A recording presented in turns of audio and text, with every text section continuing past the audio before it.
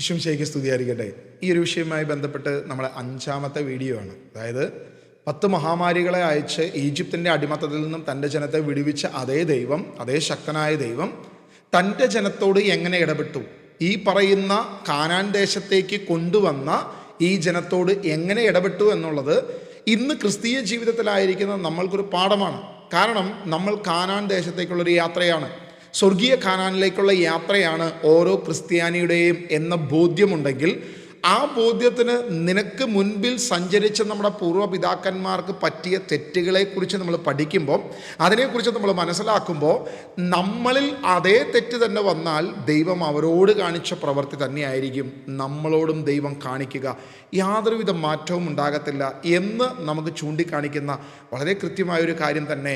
അത് കൊരിന്ത്യ ലേഖനത്തിൽ പൗലോസ് അപ്പോസ്തലൻ പറയുന്നുണ്ട്, അവർക്ക് അത് ശിക്ഷാവിധി ആയിരുന്നുവെങ്കിൽ നമ്മൾക്കത് പാഠമാകേണ്ടതിന് അത് എഴുതപ്പെട്ടു. ഇന്ന് വിശുദ്ധ ബൈബിൾ സമ്പൂർണ്ണ ബൈബിളായി നമ്മുടെ കയ്യിലിരിക്കുന്നതിൻ്റെ കാരണം പഴയ നിയമവും പുതിയ നിയമവും അന്ന് ഇസ്രായേലിന് സംഭവിച്ച അനേക ചരിത്ര സംഭവങ്ങളും കൂടെ രേഖപ്പെടുത്തി നമ്മുടെ കയ്യിൽ ഈ ബൈബിൾ ഇരിക്കുമ്പോൾ ഇത് വെറുതെ പാലുകാരന് കാശ് കൊടുക്കാനും അല്ലെങ്കിൽ പത്രക്കാരന് പൈസ കൊടുക്കാനും എടുത്തു വെക്കേണ്ട ഒരു പുസ്തകമല്ല. പകരം ഇത് വായിച്ചുകൊണ്ട് അതിൽ നിന്നും പാഠങ്ങൾ ഉൾക്കൊള്ളേണ്ടത് ഉണ്ട് എന്ന് അപ്പസ്തോലനായ പൗലോസ് നമുക്ക് വ്യക്തമായിട്ട് വെളിപ്പെടുത്തുകയാണ്. ദൈവാത്മാവിൽ അപ്പസ്തോലന്മാർക്ക് തരുന്ന വെളിപ്പാട് അതാണെങ്കിൽ ഇന്ന് നമുക്കുമുള്ളതും അത് തന്നെ ആയിരിക്കണം. 2026 കടന്നു വന്നു, കർത്താവിൻ്റെ വരവ് വൈകുന്നു എന്ന് കരുതി നമ്മൾ ഒരിക്കലും ഭഗ്നാശരാകരുത്. ദൈവത്തെ, ശ്രേഷ്ഠമായ ദൈവത്തെ, ശക്തനായ ദൈവത്തെ നമ്മൾ വിശ്വസിക്കുക തന്നെ വേണം. നമുക്കൊക്കെ ഒരു ചിന്താഗതിയുണ്ട്, അതായത് നമ്മുടെ ചുറ്റുപാടുമുള്ള ദൈവം പലപ്പോഴും ശിക്ഷിക്കുന്നതിൽ വിമുഖത കാണിക്കുന്നൊരു ദൈവമാണ്. പഴയ നിയമത്തിലെ ദൈവത്തെ നമ്മൾ നോക്കുമ്പോൾ ഉടനടി ശിക്ഷിക്കുന്നൊരു ദൈവത്തെ കാണാം, അല്ലെങ്കിൽ തൻ്റെ ജനത്തിൻ്റെ തെറ്റുകളെ കണക്കുകൂട്ടി ശിക്ഷകളെ അയക്കുന്ന ദൈവത്തിൻ്റെ ക്രോധം ഇറങ്ങി വരുന്നത് പല സന്ദർഭങ്ങളിൽ നമ്മൾ കാണുന്നുണ്ട്. എന്നാൽ പുതിയ നിയമത്തിലേക്ക് കടന്നു വരുമ്പം യേശുവിൻ്റെ കൃപ നമ്മളോട് കൂടെ ഉള്ളതുകൊണ്ട്, ദൈവം നമുക്ക് വേണ്ടി കാൽവരിയിൽ ക്രൂശിതനായതുകൊണ്ട് അവന് റിപ്പൻഡ് ചെയ്യാൻ, മാനസാന്തരപ്പെടാൻ, തിരിച്ചു വരുവാൻ അനുദിനം അവന് അവസരം കൊടുക്കുക. ഒറ്റ സെക്കൻഡ് കൊണ്ട് അല്ലെങ്കിൽ ജ്വലിക്കുന്ന അഗ്നിയായി, ദഹിപ്പിക്കുന്ന അഗ്നിയായി ദൈവത്തെ നമ്മൾ കാണുന്നില്ല. ശിക്ഷാവിധി ഉടനടി നടത്തുന്ന ഒരു ദൈവത്തെ കാണുന്നില്ല. പകരം ദൈവത്തിൻ്റെ കരുണയാണ് കൂടുതലായിട്ട് നമ്മൾ കാണുന്നത് എന്ന് കരുതി ഈ ഒരു തലത്തിൽ ചിന്തിച്ചുകൊണ്ട് നമ്മുടെ ദൈവം ഒരിക്കലും ശിക്ഷിക്കത്തില്ലെന്നോ അല്ലെങ്കിൽ യാതൊന്നും അയക്കാത്തൊരു ദൈവമാണെന്നോ ഒരു മണ്ണുണ്ണിയാണെന്നോ ചിന്തിക്കുന്ന ആളുകൾ നമ്മുടെ ചുറ്റുപാടുമുണ്ട്. എന്ത് കാണിച്ചാലും കുഴപ്പമില്ല, എന്ത് കോപ്രായങ്ങളും എന്ത് കോലാഹലങ്ങളും ഈ ആരാധനകളിലും ഈ പ്രാർത്ഥനകളിലും ഇങ്ങനെയൊക്കെയാണ് പോയാൽ മതിയെന്ന്. എല്ലാവരും ചെയ്യുന്നത് പോലെ, എല്ലാവരും ചെയ്യുന്നതിന് അനുകൂലമായി അനുകരണമായി നമ്മൾ എന്ത് നടത്തിയാലും, അവർ പൊങ്കാലിടുന്നു ഞങ്ങളിടുന്നു, അവർ ഉരുൾ നേർച്ച നടത്തുന്നു ഞങ്ങൾ നേർച്ച നടത്തുന്നു, അവർ വെറ്റിലെറിയുന്നു ഞങ്ങൾ വെറ്റിലെറിയുന്നു, അവർ വിഗ്രഹത്തെടുക്കുന്നു ഞങ്ങൾ വിഗ്രഹത്തെടുക്കുന്നു. ഇങ്ങനെ ചുറ്റുപാടുകളെ നോക്കി, ഭൂരിപക്ഷത്തെ നോക്കി തിന്മ ചെയ്യാൻ ആഗ്രഹിക്കുന്ന, അല്ലെങ്കിൽ അതൊന്നും കുഴപ്പമില്ല, അതൊക്കെ ദൈവം ആഗ്രഹിക്കുന്നതാണ് എന്ന് ചിന്തിക്കുന്നവരാണ് നമ്മളിൽ പലരും. നമ്മുടെ ചുറ്റുപാടുകളിൽ ഏറ്റവും ശ്രേഷ്ഠമായ രീതിയിൽ ഒരുപാട് പേര് നിൽക്കുന്നത് ഈ ഒരു തലത്തിലാണ്. എന്നാൽ ദൈവം തൻ്റെ ജനത്തോട് എന്ത് ചെയ്തു, എങ്ങനെ ചെയ്തു? ഇതേ അവസ്ഥയിൽ ഉണ്ടായിരുന്ന ജനത്തെയാണ് നമ്മൾ ഇസ്രായേലിൽ കാണുന്നത്. അതായത് കാനാൻ ദേശത്തേക്ക് കൊണ്ടുപോകുന്ന ജനത്തെ സംഖ്യാപുസ്തകം അതിൻ്റെ 11-ാം അധ്യായത്തിൽ കർത്താവിന് അനിഷ്ടമാക്കത്തക്ക വിധം ജനം പെറുപിറുത്തു. അത് കേട്ടപ്പോൾ കർത്താവിൻ്റെ കോപം ജ്വലിച്ചു, അവിടുത്തെ അഗ്നി അവരുടെ ഇടയിൽ പടർന്നു കത്തി, അത് പാളയത്തിൻ്റെ ചില ഭാഗങ്ങളെ ദഹിപ്പിച്ചു കളഞ്ഞു. അതായത് ദഹിപ്പിക്കുന്ന അഗ്നിയായ ദൈവത്തെ അവിടെ വ്യക്തമായിട്ട് കാണുകയാണ്. കാരണം അവർ നോക്കുമ്പോൾ ദൈവം ചോദിക്കുമ്പോൾ കൊടുത്തുകൊണ്ടിരിക്കുക, ഒന്നിനൊരു കുറവില്ല. ഞങ്ങൾക്ക് കയ്പുള്ള ജലം എന്ന് പറയുമ്പോൾ തന്നെ കർത്താവ് ഒരു മരം കൊണ്ടുവന്നിടുന്നു, ആ കയ്പിനെ ജലം മധുരമുള്ളതാക്കി കൊടുക്കുന്നു. ഇതിന് യേശു ഏറ്റെടുക്കേണ്ടി വരുന്ന ക്രൂശിലെ മരണത്തെ ഒന്നും ഇവർ കാണുന്നില്ല. ഇവരതിനെയൊക്കെ ഇഗ്നോർ ചെയ്യുന്നു, അതൊക്കെ അവിടെ നിന്നോട്ട്, അതൊന്നും കുഴപ്പമില്ല എന്ന് വിചാരിച്ച് ഇവർ മാറുന്നു. വീണ്ടും അവർക്ക് ഭക്ഷണമില്ലാന്ന് പറയുമ്പോൾ അപ്പം തന്നെ മന്നയെ പൊഴിച്ചു കൊടുക്കുന്ന ദൈവത്തെ, കാടപ്പക്ഷിയെ കൊടുക്കുന്ന ദൈവത്തെ അവർ കാണുന്നു.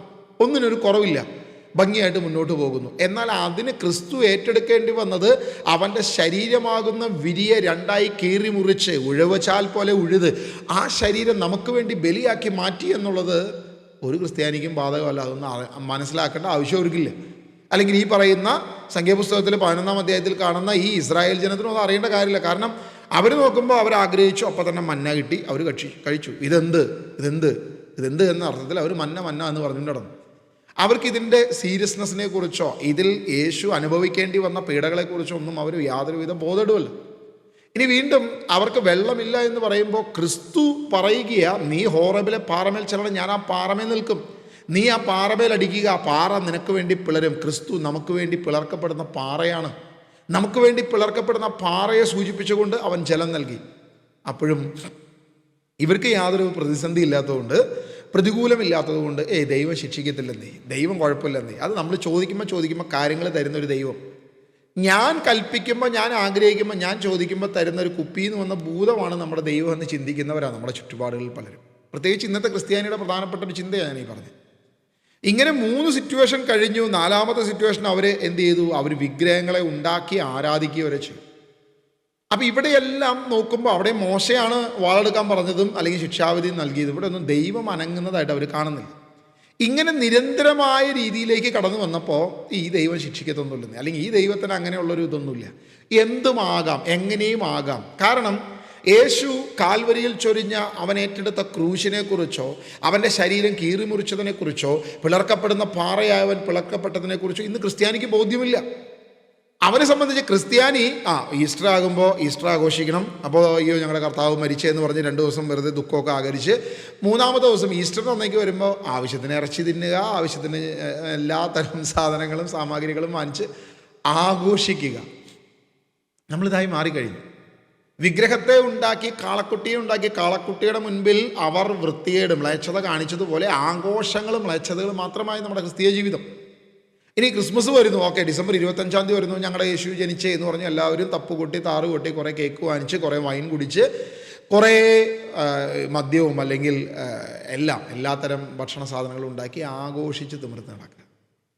ഇങ്ങനെ വർഷത്തിൽ എനിക്ക് ആഘോഷിക്കാനുള്ളൊരു ക്രിസ്മസും ആ വർഷത്തിൽ ആഘോഷിക്കാനുള്ളൊരു ഈസ്റ്ററും തരുന്നതാണ് ക്രിസ്ത്യാനിറ്റി എന്ന് നമ്മൾ കരുതുന്നുവെങ്കിൽ അങ്ങനെയല്ല. അതാണ് നിൻ്റെ പെറുപെറുപ്പ്, അതാണ് ദൈവത്തിനെതിരെയുള്ള നിൻ്റെ തലം, നിൻ്റെ രീതി എന്ന് കർത്താവ് കൃത്യമായിട്ട് പറയുകയാണ്. അതാ സംഖ്യാപുസ്തകം അതിൻ്റെ 11ാം അധ്യായം. ഇസ്രായേൽ ജനത്തിന് ഈ തരത്തിൽ അവർ ജീവിക്കുകയും ചിന്തിക്കുകയും ചെയ്തപ്പോൾ അവരുടെ പെറുപെറുപ്പും അവർക്ക് ദൈവത്തിന് അനിഷ്ടമാകുന്ന രീതിയിൽ അവരുടെ ജീവിത രീതികളും, അത്തരം രീതികൾ അവർക്ക് എന്ത് സംഭവിച്ചു എന്ന് കൃത്യമായിട്ട് അറിയാം. ദൈവത്തിൻ്റെ അഗ്നി അവരുടെ മേൽ പടർന്നു, അത് പാളയത്തിൻ്റെ ചില ഭാഗങ്ങളെ ദഹിപ്പിച്ചു കളഞ്ഞു. 2ാം വാക്യം പറയുക, ജനം മോശയോട് നിലവിളിച്ചു, അവൻ കർത്താവിനോട് പ്രാർത്ഥിച്ചു, അഗ്നി ശമിക്കുകയും ചെയ്തു. അപ്പോഴും മോശ എന്ന മധ്യസ്ഥൻ അവിടെ ഉള്ളത് കൊണ്ട് ആ മധ്യസ്ഥനോട് ആ ജനം നിലവിളിച്ച് പ്രാർത്ഥിക്കുമ്പോൾ, നിലവിളിച്ച് കരയുമ്പോൾ മോശ ദൈവത്തോട് പ്രാർത്ഥിക്കുകയും അവിടെ തന്നെ ആ പ്രതിസന്ധിയെ ദൈവം എടുത്ത് മാറ്റുന്നുണ്ട്, അഗ്നിയെ എടുത്ത് മാറ്റുന്നുണ്ട്. പക്ഷേ മോശ വളരെ വ്യക്തമായി ജനത്തിന് ഓർമ്മയുണ്ടാകുവാൻ അവനൊരു പേര് നൽകി. കർത്താവിൻ്റെ അഗ്നി അവരുടെ ഇടയിൽ ജ്വലിച്ചതിനാൽ ആ സ്ഥലത്തിന് തബേര എന്ന പേര് നൽകി. തബേര, ഓരോ പേരിനും കൃത്യമായിട്ട് അർത്ഥമുണ്ട്. നമ്മൾ ഇന്ന് കാണുന്ന പോലെ ഓരോ മക്കൾക്ക് ഓരോ പേരിട്ട് ആ പേരിന് യാതൊരുവിധ അർത്ഥമില്ല, എന്താ പറയുക, വായ കൊള്ളാത്ത പേരും നമുക്ക് പറയാൻ പറ്റാത്ത പേരും ഒക്കെ ഇടുന്ന രീതിയല്ല അന്നത്തെ. മോശ ഓരോ കാര്യത്തിനും കൃത്യമായിട്ട്, മോശ വെള്ളത്തിൽ നിന്ന് എടുക്കപ്പെട്ടവൻ, അതാണ് മോശ, അവൻ്റെ ജീവിതവുമായി ബന്ധപ്പെട്ടിട്ടാണ് അവന് പേരിടുന്നത്. ഇവിടെ തബേര എന്ന വാക്ക് മോശ നൽകുമ്പോൾ അത് ജ്വലിപ്പിക്കുന്ന അഗ്നി എന്ന് വ്യക്തമായിട്ട് കാണിക്കുന്നത് ദൈവം ശിക്ഷിക്കുന്ന അല്ലെങ്കിൽ ശക്തിയുള്ള അഗ്നിയായ, ജ്വലിപ്പിക്കുന്ന അഗ്നിയായ ദൈവം തന്നെയാണെന്ന് വ്യക്തമായി നമ്മളോട് വെളിപ്പെടുത്തുകയാണ്. നമ്മൾ വിചാരിക്കും ഇത് പഴയ നിയമത്തിൻ്റെ മാത്രം പ്രബോധനമല്ലേ, പുതിയ നിയമത്തിൽ ഇതിന് യാതൊരുവിധ സാധ്യതയില്ലല്ലോ. എന്നാൽ ഹെബ്രായ ലേഖനം അതിൻ്റെ 12ാം അധ്യായം അതിൻ്റെ 28ഉം 29ഉം വാക്യങ്ങൾ. 28ാം വാക്യം, സുസ്ഥിരമായ ഒരു രാജ്യം ലഭിക്കുന്നതിൽ നമുക്ക് നന്ദിയുള്ളവരായിരിക്കാം. അങ്ങനെ ദൈവത്തിന് സ്വീകാര്യമായ ആരാധന ഭക്തിയാദരങ്ങളോടെ സമർപ്പിക്കാം. ദൈവത്തിന് ആഗ്രഹിക്കുന്ന സ്വീകാര്യമായ ഒരു ആരാധന, ദൈവം ഇഷ്ടപ്പെടുന്ന ദൈവത്തിന് സ്വീകാര്യമായ ആരാധന മാത്രമേ ദൈവത്തിന് കൊടുക്കാൻ പാടുള്ളൂ.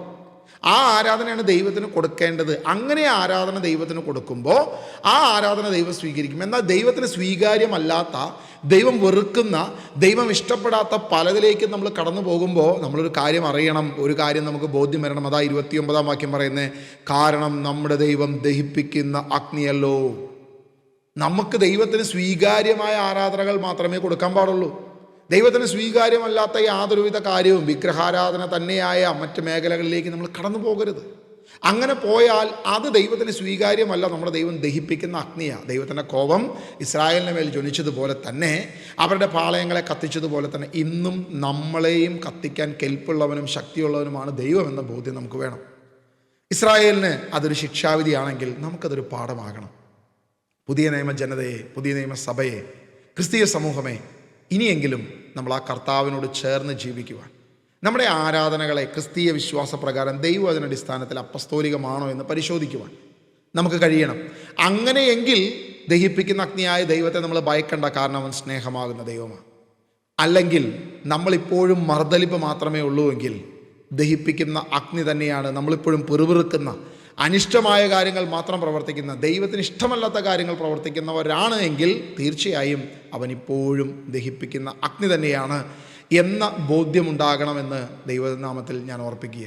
പ്രിയമുള്ളവരെ, ആ ദഹിപ്പിക്കുന്ന അഗ്നിയായ ദൈവത്തെ, എന്നാൽ അതിനേക്കാൾ ശ്രേഷ്ഠമായ കരുണയുടെ, സ്നേഹത്തിൻ്റെ, നിന്നെ സ്നേഹിക്കുന്ന, നിന്നെ വീണ്ടെടുക്കുന്ന, നിന്നെ വിശുദ്ധീകരിക്കുന്ന, നമ്മുടെ പാപങ്ങളിൽ നിന്ന് മാനസാന്തരപ്പെട്ട് മനസ്സ് തിരിഞ്ഞ് എപ്പോൾ തിരിച്ചു വരുന്നു, മോശ ജനത്തിനു വേണ്ടി പ്രാർത്ഥിച്ചപ്പോൾ തന്നെ അഗ്നിയെ പിൻവലിച്ച ദൈവത്തെ പോലെ എപ്പോൾ തിരിച്ചു വരുന്നു, അപ്പോൾ നമ്മളിൽ നിന്നുള്ള ശാപത്തെ, അഗ്നിയെ മാറ്റുന്ന കരുണയുള്ള ദൈവത്തെ നമുക്ക് കാണാം. ആ ദൈവത്തെ അനുഭവിച്ചറിയാം, ആ ദൈവത്തെ സ്നേഹിക്കാം.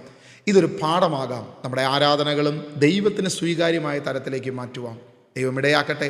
യേശുക്രിസ്തുവിനെ ആത്മാവിലും സത്യത്തിലും ആരാധിക്കുന്ന ഒരു സഭയായി, ഒരു സമൂഹമായി, ഒരു ക്രിസ്റ്റോസെൻട്രിക്കായി ദൈവം നമ്മെ മുന്നേറട്ടെ. ദൈവം നമ്മെ മുന്നോട്ട് നയിക്കട്ടെ എന്ന് പ്രാർത്ഥിക്കുന്നു. God bless you.